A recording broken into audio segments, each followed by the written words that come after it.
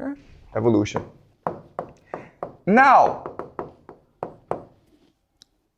in theory, evolution does work, and it works for most animals, except when it comes to human beings. Okay? Because the idea of evolution is gradual progress. But we don't know how we went from the ape, okay, to the human. We share with the ape, other monkeys, 99.9% of DNA. But we don't know why we're so different from the ape. Okay? That's the first problem.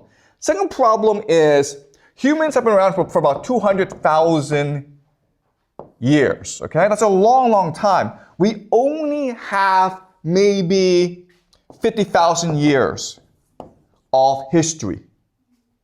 So where did the other 100,000, 150,000 years go? We don't know. Okay? So this is also another huge problem with the theory of evolution. The third problem is, according to evolution, there should be many different types of human beings. But in fact, there's only one, Homo sapiens.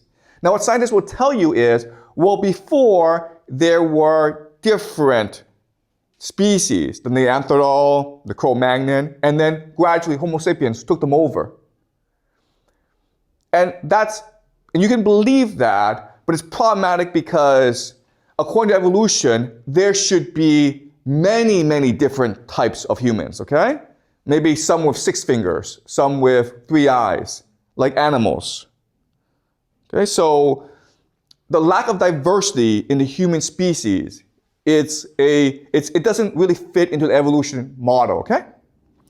All right, so that's the problem with evolution. The real problem